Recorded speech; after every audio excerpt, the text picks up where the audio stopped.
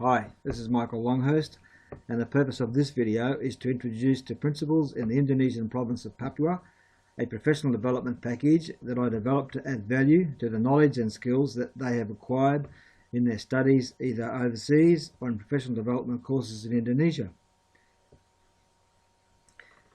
So welcome to everyone, especially those principals who are rejoining their schools after being away on a professional development course.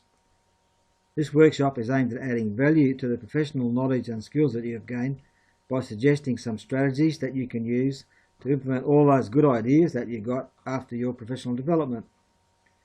I congratulate you on your perseverance and commitment in completing your studies. I know that it requires considerable sacrifice to be away from home and family and concentrate on studies. So I acknowledge your commitment to improving the education system and ensuring that Indonesia continues to increase student learning outcomes. Let's hear what Professor Jalal has to say about the importance of education to Indonesia. Pendidikan itu amat penting untuk kemajuan bangsa, untuk daya saing bangsa, dan juga untuk memastikan Indonesia ini sebagai negara kesatuan tetap bertahan.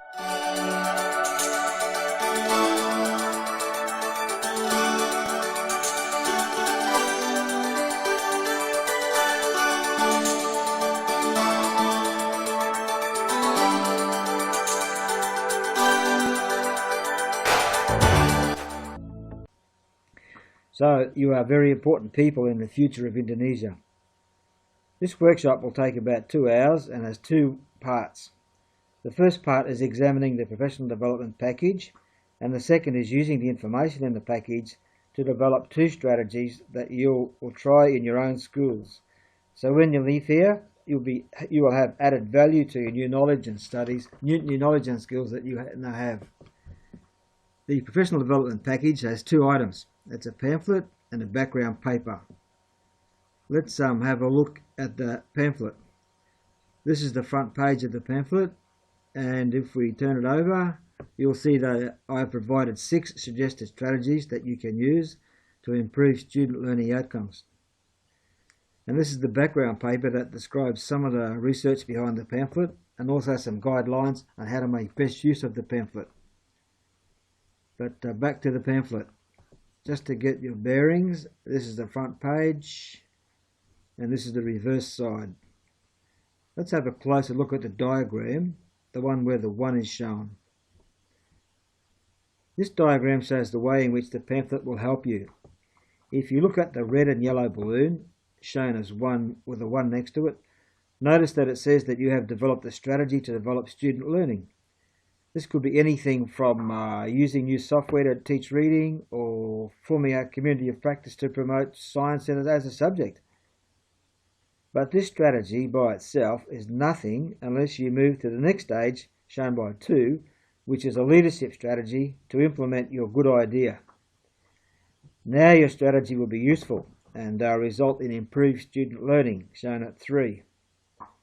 Now, this pamphlet is designed to combine steps 1 and 2 in the diagram and provide the leadership strategies shown at step 2. But before we look at those strategies, where do they come from? Will they be suitable for Papuan principals? Well, earlier this year, I began an action research project to see how I could add value to the newly acquired skills of returning educators. My interest in the topic arose when I was Director of Education, and I noticed that many teachers and principals who had gone away for professional development had difficulty in applying their new ideas in the schools or classroom on their return. There are many reasons for this, and we do not have time to go into them now, but my advice to returning educators who can see that change will improve learning is to work within the system and not to try to change things over which they have no control. It is on this basis that I planned my action research project. Let's have a look at it. The first thing I did was to research the literature on leadership in Indonesia, and I wrote down what appeared to me to be appropriate leadership strategies shown at 1. The second thing I did was to submit these leadership ideas to a focus group of Indonesian and Papua New Guinea educators for their comment, that's shown at 2. Using their feedback, I did some more research, including asking the Indonesian Australian alumni in Jakarta for their comments. The result was a list of 21 possible leadership strategies that principals could use. The list included some that I thought would be acceptable and some that I thought might not work in Papua. The next thing I did, shown at 3, was to ask the principal colleague in Papua to distribute a survey containing these 21 strategies to 20 principals and ask them to rank each strategy on a scale of 1 to 5 if they thought the strategy would work and work in Papua. When I analysed the results, I found 7 strategies that were significantly better rated than the rest. The red box in this slide shows the order in which the principals rated the strategies. I know it's impossible to read it, but I've given a copy of the results to my Papuan colleague, and he can provide you with the full list. However, what I have done in the blue box is list 6 of the top strategies with the score on a scale of 1 to 5, where 1 means it would not be used, and 5 means it was highly recommended. I said there were 7 strategies, but there's only 6 here. Okay, not sure where the other one is. We'll come back to it later. So that's the background to where the strategies came from and why they could be suitable to Papuan principals. When I prepared the pamphlet, I realised that as principals, you are very busy people and do not have time to try to work out what to do with the pamphlet. So that's why I'm holding this workshop, to provide you not only with the pamphlet, but also a background paper called Leadership for Learning, which explains how to make use of the pamphlet.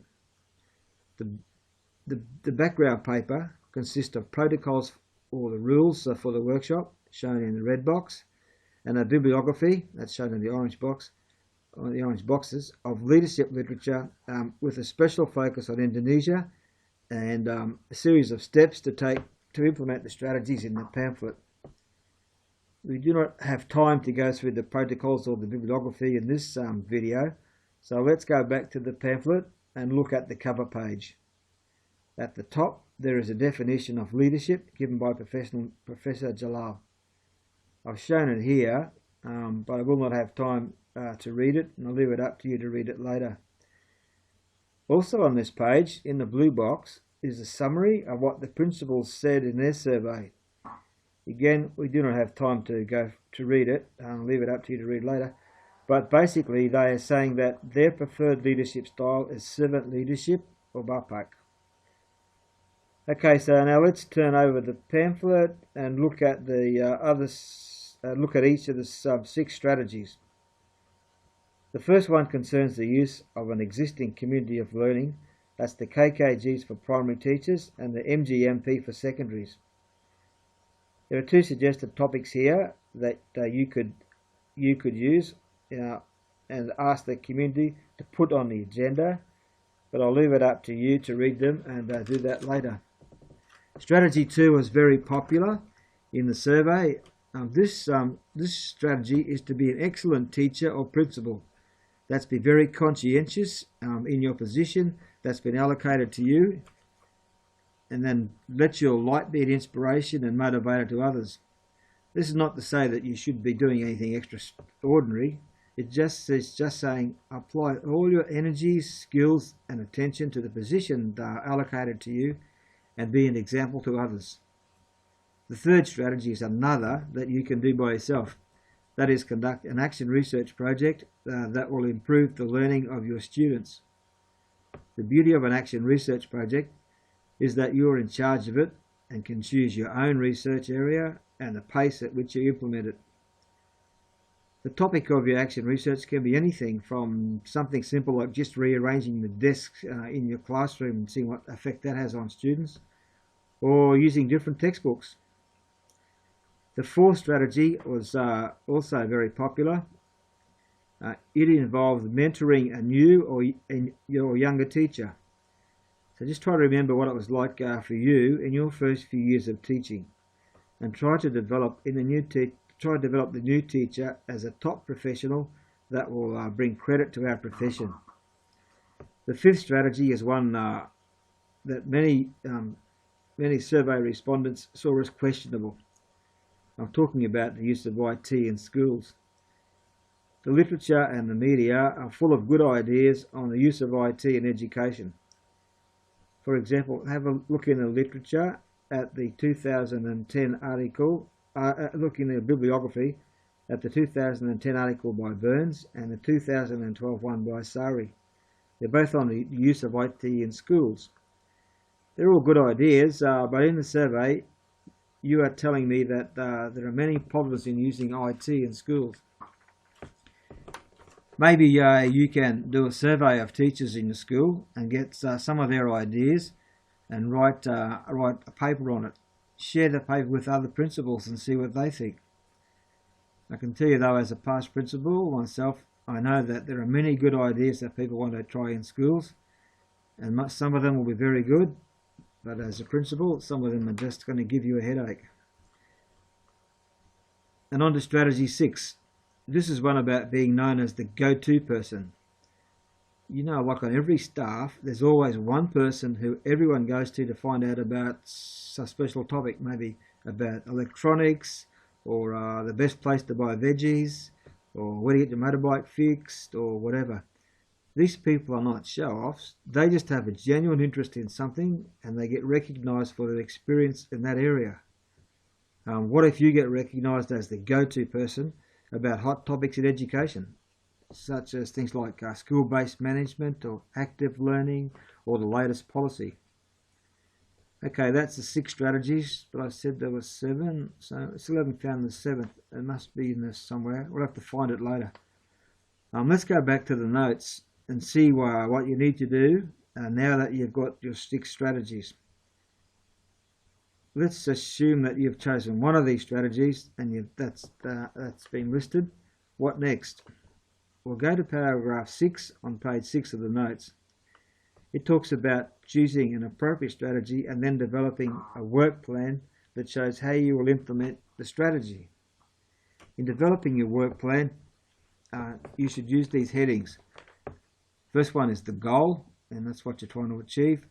The activities, how you're going to achieve that goal. Inputs, whether you're going to need chalk or computers or paper or what you're going to need to do it. The next one's going to be the outputs. So the student's going to write an essay, or are you going to paint the classroom, or what's going to be the output? And the last thing is going to be the most important. That's the impact. For example, what effect will all these activities have on the learning of students? And what impact will that have? That's the most important thing that we can do as teachers and principals. And when you think you have completed your work plan, go through this checklist before you start. We're running out of time to go through everything in detail, but here are some of the things that you should have a look at. Just have a look at the in the detail columns for policies. It talks about curriculum, pedagogy, human resources, language, physical resources, parental and community involvement, administration policies like promotions and pays and salaries. Any of these things going to impact on your strategies, or have you thought about these? Let's go and have a look at things like supervisors, colleagues, and the community. Can we tick all those? The next series just talks about the systems, and these differ from policies because they're usually harder to overcome. For example, is your project going to be affected by some aspect of the education system? What about the next one down? Talks about the assessment and examination system. Are there any other systems that are going to impact? Maybe the local laws that are going to impact on your strategy. What about in terms of resources? Will you need resources to implement your changes? And if so, are they available? There are simple things like computers, paper, software, IT, and the complex things like textbooks, buildings, funding, transport. All these things need to be thought about before you start. What about colleagues? Do you need access to communities of practice or special guest speakers?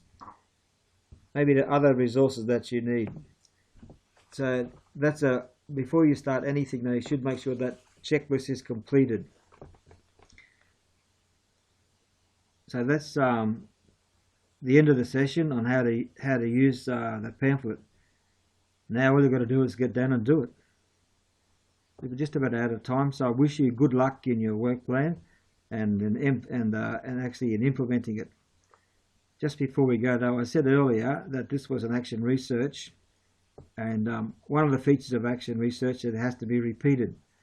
So to help me understand more about the work of principals in Papua, I'd really appreciate it if you can give me any feedback on the pamphlet and on the background paper. My email address is shown in the papers, in the background paper. The seventh strategy. Yeah, here it is. Oh, look in the blue box above the "Is this you" diagram. That's where you'll find the seventh strategy. That's you. Okay, so thank you very much. Terima kasih. Selamat tinggal.